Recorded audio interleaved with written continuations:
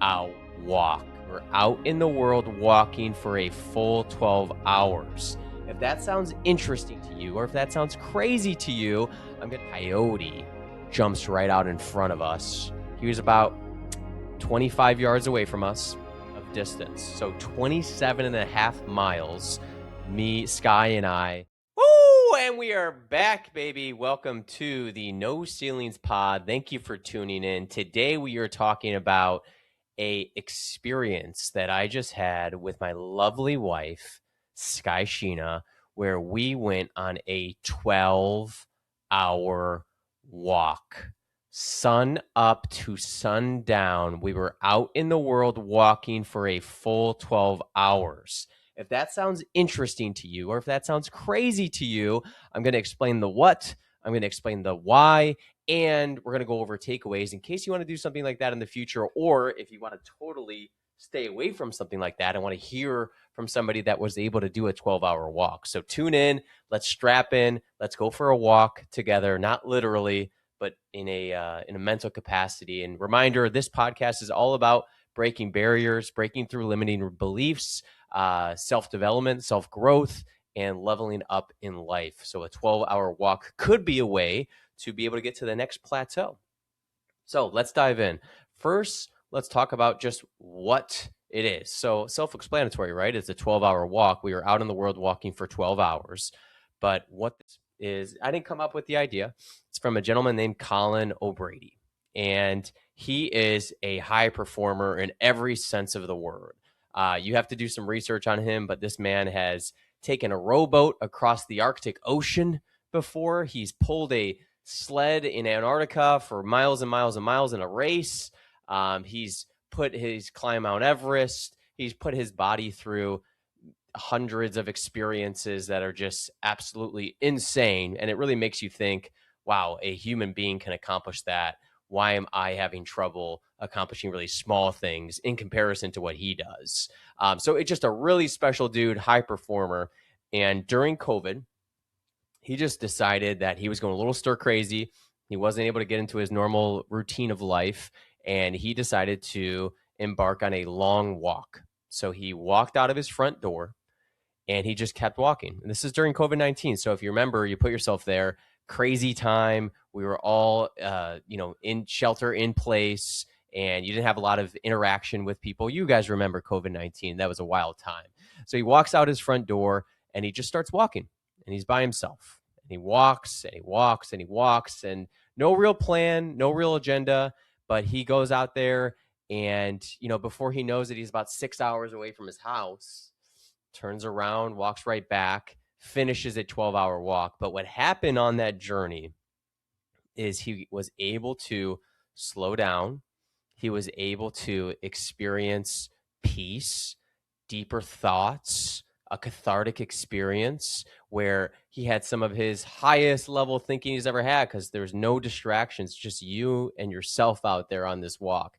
So he had such an enlightening experience that he wanted to spread the word, and he's done that. He created a book. There's a website. Look it up. He's an awesome guy. 12-hour walk. You just got to Google that, and you'll either find the book, you can get it off Amazon like I did, or you can visit the website. But it's a whole movement. There's a lot of people out there that do that, so you can check it out. But this spurred a whole movement for him. And then I was listening. How I found him, I was listening to a podcast, and he was being interviewed, and he said, hey, there's a lot of people that have been writing me that are not only doing this walk, but they're doing it with their significant other.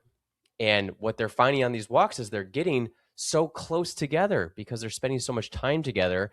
And I'll go into some of the takeaways in a little bit here, but that light bulb moment for me. And I said, I'm going to tuck that away and I'm going to wait for the right moment. And I would love to do that with my wife, Sky. Now, Sky doesn't necessarily have it on her bingo card that she wants to walk 12 straight hours, which we'll get into more in just a second here. But I tucked that away. So this past Christmas, and I'm explaining the background, like why the heck did we do this in the first place? This past Christmas, she told me, Corey, I don't really care what you get me. I don't care how expensive it is. You love that you're not expecting. You don't want to put too much pressure on them as far as the gift goes. And she said, all I care is that you put some actual thought and some effort behind it. Because, gentlemen, when you do that, it shows them that you really care and you took the time to think about them. So putting the effort and the thought process into it, what can I come up with for a gift this year for Sky? So this was my Christmas gift to Sky. I got us 2 copies of the book, 12-Hour Walk. I got us a Airbnb, which was such an awesome Airbnb. We'll talk about that more in a second here. But it was in the mountains. It was a dome. Look up Dome New River or New River Dome. Highly recommend staying there. It was an actual like dome-like experience. There was like a bonfire, hot tub. We were in the mountains. It was see the stars. You can see the sun rising, sun setting. It's a beautiful place. And that was great. And then I also got her a sweatshirt because I knew it was going to be a little bit chilly when we started the walk in order to accomplish all 12 hours. And on Christmas morning, she opened it up and she said, "Wow, Corey, you seriously put a lot of thought into this. I appreciate that." And she said that in the moment. So gentlemen, if you're looking for something creative and unique to get your wives or spouses or girlfriends, or girls, if you want to get your husband or boyfriend a really cool gift, maybe run that playbook back, because it shows that you think and that you care about them. But just giving you some background there, because that was how we got into this situation in the first place. It wasn't by accident. It was premeditated. It was pre-thought out. And we had our walk a couple of days ago. So we got to the Airbnb on Wednesday night. She had an event that night, so we had to drive up to the Airbnb. We got there pretty late, so we hung out in the hot tub for a little bit, got some sleep because we're going to have a long day tomorrow, packed up all of our stuff. We woke up probably around 5:30 in the morning. We got all ready, got all of our snacks packed, got dressed, got our supplies, took some pre-thinking going into things, and then we walked out of the door at around 6 a.m. And it was pitch black at the time. And there was a lot of noises, a lot of wildlife. Like, this is an Airbnb that is literally in the desert, amongst a hill right next to a mountain, and it's very secluded, which is great. But when you start to realize how much wildlife is out there in the world and you can't see anything, it's a little dicey. So we actually stopped the clock after 3 minutes of walking, went back into the Airbnb and said, "Hey, let's cool our jets. Let's go and wait until it gets a little bit lighter outside." So our official walk started at 6:30 in the morning. Still very dark, still a little dicey. And we're walking, we're having a great time, we're enjoying the experience, but we're also on high alert because there's wildlife out there. There's rattlesnakes in Arizona. There's mountain lions in Arizona. There are certain things that are pretty deadly. So yeah, we start our walk, and we know that we want to get some coffee. We know we need to get a little bit of breakfast. We look up a place to go, and unfortunately, we are hugging the highway a little bit. So the first part of the walk was great. We got to walk through desert from our Airbnb. Then we hugged the highway for about 1.5 miles, which was not great because the cars were definitely zooming by us. And then once we made it out of the highway experience, it took about 2 hours for us to get to our first coffee place. So we've been walking for 2 hours now. We get to a coffee place, we sit down, and it kind of starts setting in at that point. Like, man, we are going to be out here for a long time. And it's just going to be us out here. And this could be a little bit more dangerous than we initially anticipated. But we had a great breakfast because we're in the swing of things. We're doing it. We're doing an adventurous thing. We're doing something that we've never done before. We leave breakfast right around hour 3. We had a park. We're in Anthem, Arizona. If you've ever been there, there's this massive park. It's like miles and miles and miles, and it's sidewalks for days. So much better than the highway experience. And really from hour 3 to hour 5, we spend in that park. And we told ourselves, okay, Corey, Sky, because we like to, chat with each other, let's go silent. The whole part of this is to having a cathartic experience, to dig deep inside you, have some great thoughts. So we were able to go silent pretty much the whole day. We were able to go silent only about 45 minutes. So I don't know if it's just our relationship or if it's our personality type, but it was really hard for us to stay silent along the walk. And if it wasn't me breaking the silence, it was her breaking the silence. It wasn't any one person. So we did our best to stay silent and to have some reflective meditation time. But we were just so excited to talk about us and to talk about the things that we were seeing and different things that are out there. And that's kind of what walking does for you, which is great. So then when we get to like the 4 to 5 hour range, we sat down for lunch. We had a quick lunch. And then from like the 6 to 8 hour range, we're weaving in and out of neighborhoods. Anthem is a beautiful place again. A lot of really cool neighborhoods. Hopefully, we didn't creep anybody out because I was out there with my backpack. We looked a tad homeless, but that's okay. And no one called the cops on us. And then right when we got onto hour 9, there was a point where we're trekking back to the Airbnb. We are in a lot of pain at this point. It's a lot of time to be out there. It's a lot of steps. Sky's lower back is going. My calf is starting to go a little bit. And we have the end in mind. We have the end in sight, but it's a long time to be out there to walk. We're along the desert ridge, and we see a trail in the desert. So around hour 9, we decide to take the trail because we'd rather go on the trail rather than the highway. And then when we make it on the trail, we find out about a mile in that the trail is not going to take us to the Airbnb. And then we kind of keep going because it's still going in the general direction, and we can figure it out. And after about 2 miles, 2.5 miles of just walking straight out into the desert, when we looked back, we realized how far we had gone and how far off track that this trail was going to take us. So this is around hour 9. We're exhausted. And then you start getting some of those thoughts in your head of like, I shouldn't go too far out in the desert because there's rattlesnakes and there's wildlife. And what if we get lost in the desert? That'd be a tough way for our lives to end. So that got a little bit dangerous. So we backtracked, but it's okay because we were on time. And then to fast forward to the 11-hour mark, we are in like the home stretch of making it back to our Airbnb. We're actually going to make it a little bit early, so we're going to have to kill some time. And right when we get on the street of where our Airbnb is, and it's up a mountain, it's totally like a dirt track to get up to our Airbnb. Right in between us and our Airbnb, we're about a mile away. A coyote jumps right out in front of us. He was about 25 yards away from us, and he's just stretching right in the middle of the road, and it's just us and him out there. And I'm not a coyote expert, I'm not a wildlife expert, but when you sit across from a wild animal that doesn't have an owner, you don't know the last time that he ate, you don't know if he's a good doggy or a bad doggy, you panic. And I've been out there for 11 hours and I'm tired. And what if this guy tries to come up and negotiate with us a little bit? How do we defend ourselves in that moment? So I freaked out. Sky made fun of me for it. I said, let's turn back. Let's take a breather here. Let's let this coyote pass through. What I've come to find out is coyotes are actually very undangerous to humans. They're more afraid of humans than we are of them. But that's not the case for me because I was very afraid in that moment. But anywho, the coyote kind of is really concerned with us. He has his eye on us. And what I come to find out is he was just maybe felt a little threatened that we were on his turf. And then when he walked away, we kind of walked through, and then he popped back up, which freaked me out. I told Sky we need to run. So we went into a bit of a jog. We made it back to the Airbnb. It's starting to get dark at this point, and we had to get in the car because we weren't going to walk around a pack of coyotes because I was scared. And then we drove back to the park, started the clock again, finished the walk. Hour 12 hit right as we were approaching a pizza place. We go in, we order our Victory Pizza, and man, has a pizza never tasted so freaking good.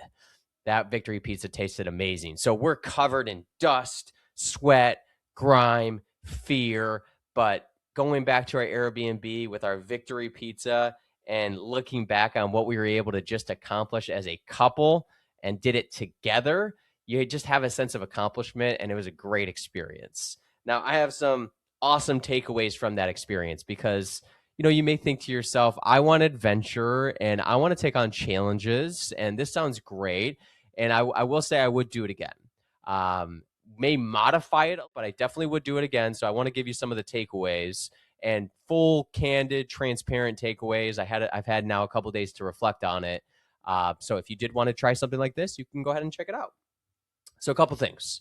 So number one, and this is just a takeaway for life, AI and ChatGPT are absolutely incredible tools that you should use for everything. You should use it for work.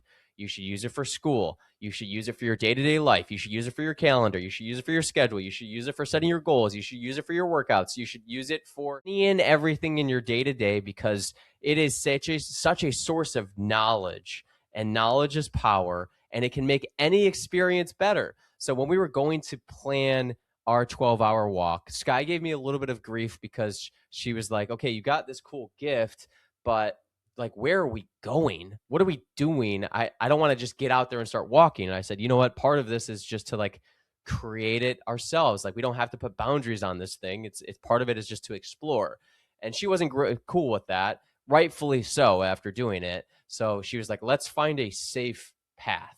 So, I was a little bit late to the game on this. The day that we left, that Wednesday, I went on ChatGPT and I gave it the prompts. I'm going on a 12-hour walk with my wife. We're leaving from this address, which is the Airbnb address. I want to walk 6 hours out, and I want to make it 6 hours back. It's a 35-year-old and a 33-year-old. We're athletic shape in terms of us walking. And number one priority is safety. Number two priority is great views. Number three priority is to be around, stores and places in which we can get food. And that was the prompts that I gave ChatGPT. And then ChatGPT, and you guys have all used it, just started thinking through all those prompts. And it took probably 10 minutes. It was going on TripAdvisor. It was going to different websites. It was going to the county website. It was going to like the address of where the Airbnb was. And you could just see it thinking. It flashes the websites that it's doing the searching through. And after about 10 minutes, it listed out this huge agenda and plan that we followed pretty much to a T. And we almost did it by accident because we had to go to the place that Sky wanted to get coffee from. And looking back on it, without that agenda, I don't know what we would have done, but it ended up like everything moved in our favor that day. And it's because of some of the preemptive research we did with ChatGPT. So just a shout out to OpenAI, ChatGPT. If you're not using it, get involved with it. I'm probably, not breaking news to you guys, but ChatGPT very much helped with adventures and mapping things out. Back in the day, you had to get like this giant map out, and you had to map it all out, or you had to like Google a bunch of individual research. Like, this thing puts it all together for you. So if you're not on the ChatGPT game, get on the ChatGPT game. The next takeaway is when you have a spouse or a significant other, especially if you have young kids like we do, you can experience Groundhog's Day like no other. And we all know what that's like. And you might be nodding your head if you have small kids and you have a significant other. Groundhog's Day is just waking up, doing the same thing over and over again, and going to sleep. And variety is the spice of life. Adventure brings happiness. And I think we get in such a routine a lot of times that we forget to make time for adventure. So it doesn't have to be an expensive adventure. Me and Sky did not spend a lot of money on the Airbnb. We did not spend a lot of money on lunch or dinner. And you don't need to go on like a crazy cruise or a crazy vacation. You can walk out your front door and have an adventure and try something new. So my challenge would be to just prioritize adventure, prioritize doing something that's uncomfortable, doing something that's not normal, because I can tell you with a lot of confidence that me and Sky will never forget our 12-hour walk in Anthem. And we had some awesome conversations out there. We had a ton of laughs. It was honestly the best time ever. It may have been 2 hours too long because, Sky was really feeling it the next day.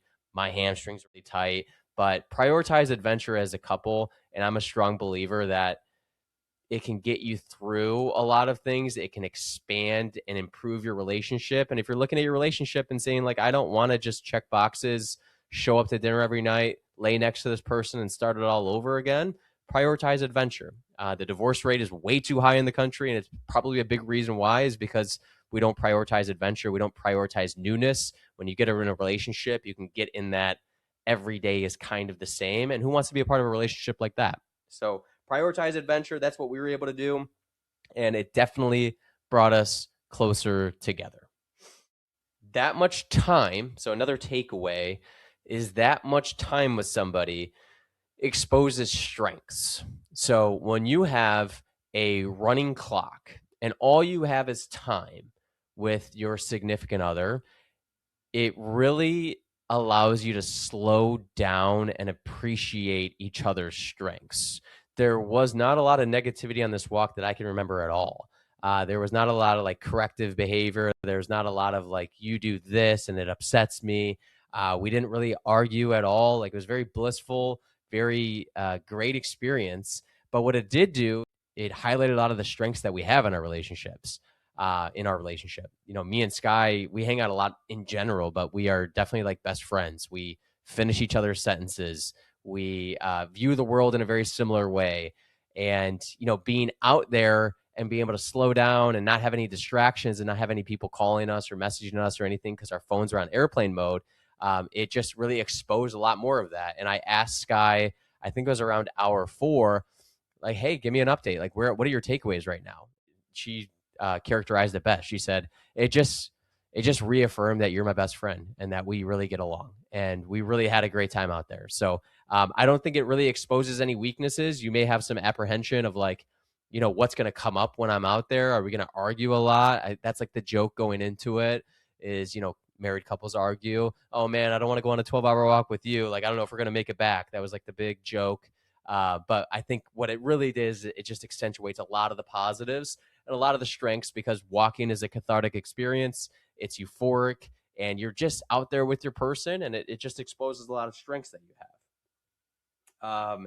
Another thing that we noticed or takeaway is right around hour 4 through 6, we got in like a completely euphoric state. And I know euphoric is kind of extreme because walk 4 hours, like, does that make you so happy to the point to describe it as euphoric? But it was almost like we were like drunk happy. And I think part of it was the walking. I think part of it was just the sense of adventure and being out there. And I think part of it was just spending the time with each other. But, I remember vividly, like, we were having a really good time because it was just us and we were walking out there and we were having such a good time that we started spitballing, the new life that we could build out there. We're in Anthem, Arizona. Shout out to Anthem, which is beautiful. Maybe not a lot of people know about Anthem, Arizona, but we just started building a whole new life out there. We were actually at one point from hour 4 to 6, we're like considering looking up schools, considering getting a house out there, what a life we could build, how quiet it is, how nice it is.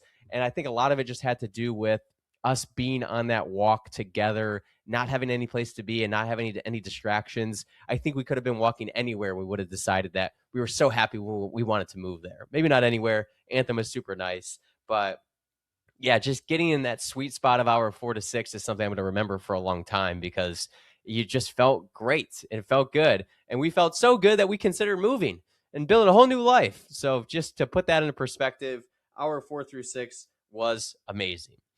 Here's probably my biggest takeaway from the 12-hour walk that we did. So on the 12-hour walk, as I mentioned, you are uninterrupted 12 hours. So there are no cell phones. You have your cell phone out there just for safety, but you put your cell phone on airplane mode. And then you don't have anywhere you need to be for a full 12 hours. So 12 hours is a long time and no one's contacting you and you just have so much time to be able to explore. So normally on your day-to-day life, your phone is blowing up with messages. When I ended the day, I had 98 text messages, which is not good. I'm a part of a lot of group chats, but that is a lot of messages that can pull my attention away from my spouse or whatever I'm doing. And then I always have somewhere I have to be. I have to be at a practice. I have to be at work. I have to be at an event. I have to be at a meeting. I have to be at dinner.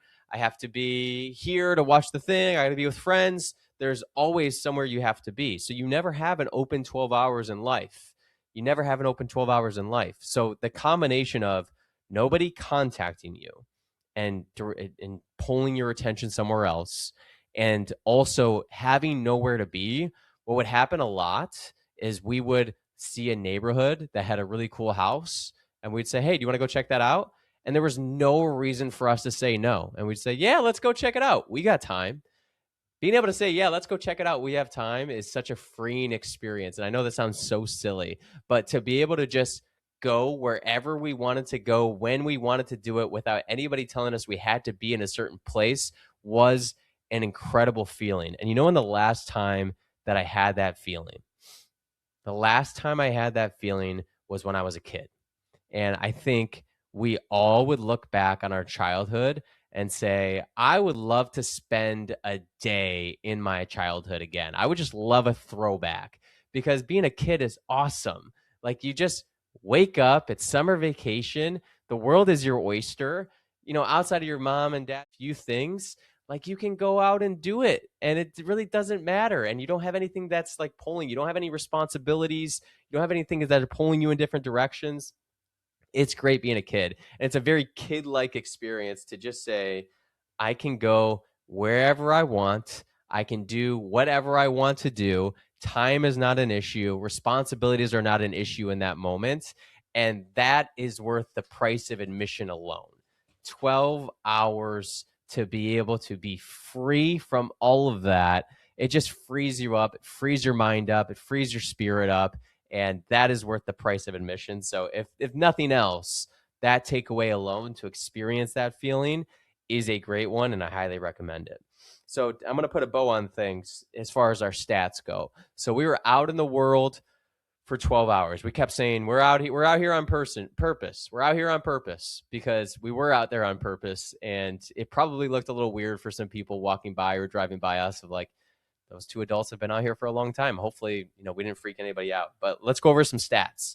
So by the end of our 12 hours, we finished over a full marathon of distance. So 27 and a half miles, me, Sky, and I walked 27 and a half miles. We had 60,000 steps by the end of the day. Just to put that into perspective, on a normal day, you're going to do about 10,000 steps if you're like an active person. So an active person, 10,000 steps. We did 6 times the normal amount of steps. So 6 days crammed into one, 60,000 steps. We burned on our walk around 3,600 calories. Just to put that in perspective, like on some of my normal workouts, it's going to be about 500 calories. And that's just and that's a workout where you're getting the heart rate up. We burned over 3,500 calories the whole day. So it was a great workout. And those are some of the stats leaving our 12-hour walk, which, was insane. Now, there were some cons, right? I know I'm building it up. There was a lot of positives. There was a couple of cons. So one of the cons is, Sky could barely walk by the end of this thing. And I feel a little bit bad for that because she didn't necessarily choose this. I chose this for us. It was presented in the form of a Christmas gift, but she didn't necessarily have it on her bingo card that she wanted to walk for 12 hours. So when we got our victory pizza, laid down in bed, it was kind of like, oh my gosh, I can't feel my legs. And then she woke up the next day and she was in like real rough shape as far as her legs go. And she had to go into work. She had a workshop. So, buyer beware on this. It's taking 60,000 steps is a lot of steps to take. And you're going to want to bring some Tylenol with you. You're going to want to make time for stretching. You want to make sure you have very comfortable shoes. You want to make sure the terrain you go on is not. We climbed up a couple of hills and mountains, but nothing crazy for the most part. But that is a definite con. So you may want to work your way up to it. You may want to take a practice run to make sure that you're physically ready to be able to take a 12-hour walk and not to just pick on Sky. I was very sore too. My back was sore. My calf was sore. My quads are sore. I was in decent shape the next day, but it is a grueling exercise, and it's something that definitely needs to get taken into consideration. The second thing is from a con perspective it was very dangerous looking back on it. Anthem is a great place. It's a quiet neighborhood. Overall, I never felt like I was in danger, but it's a long time to be out in the world. There are a lot of crazy people out there. There was a time in which we were hugging the highway, as I mentioned. There was a time in which we encountered a coyote. There was a time in which we walked way too far out in the desert. So you spend enough time out in the world, you can run into some dangerous situations. So it definitely makes sense to map things out. Definitely makes sense to bring some protection with you. Definitely makes sense to tell people where you're going to be because there is a level of danger. But when it comes to your danger, that's what partly makes it adventurous. So I'm not saying, get too dangerous. Don't go into a bad neighborhood. But there was a certain level of danger, so it's something you got to take into consideration. And the last thing to take into consideration is it is a long time to be out there. So if I were to do it all over again, I think the sweet spot is a 10-hour walk. A 10-hour walk doesn't sound as cool as a 12-hour walk. But from hours 10 to 12, we got into a little bit of a survival mode. And it started to feel like, okay, I'm not necessarily having fun anymore. My muscles are in pain. And I think I'm, finishing returns from hour 10 to 12. Doesn't sound as cool to say you do a 10-hour walk, but you can make it your own thing and you can still get the same benefits and same pros that we talked about. The other thing to consider is like, do you even need to do a walk? And I've put a lot of thought to this because, especially just with Sky telling me how sore she was, and some of the great takeaways I had from the experience, I thought to myself, can we replicate this without having to do the walking portion? Like, can we get the cool Airbnb, go for a hike, and just put our phones on airplane mode, but still have experiences together with our phones on airplane mode? And I'm on the fence on that, to be honest, because I think the actual action of walking put us in such a great mental state and physical state. And it did feel like it was a challenge that we were taking on, that if you're kind of just hanging out playing board games with your phone on airplane mode, I don't know if you get the same level of accomplishment and feeling. So jury's still out on that, but maybe 10 hours instead of 12 hours. I listed a lot of the pros and the takeaways, but it was very challenging. I love doing challenging stuff. I love doing challenging stuff with my spouse. I thought that our level of accomplishment and sense of accomplishment was something that bonded us closer together because we did it, we finished it. And Sky has a great mentality. Like, she was never not going to get it done. Like, we would have had to cart her out of there, and that's just kind of how she's wired, which I appreciate. So a pro is it's challenging. Another pro is it's very special. It's something that we're going to be able to tell our grandkids about. We were excited to tell our kids about. It's just exciting to talk about, right? Like, hey, what's going on in your life? Well, we went for a 12-hour walk last month. Like, it's just one of those milestones that we did together. Very memorable, and the life lessons all, again, were pros, and the feeling of just being out there and freedom and not having to be anywhere and not anybody having to bother you. That was a summary of our 12-hour walk. We don't have any other plans in the near future to do another 12-hour walk, but if you are interested or curious and may want to try something like this in the future, feel free to reach out and let me know. I would recommend it, and hopefully you enjoyed me taking you along the ride. All right, we'll see you guys later. Thanks.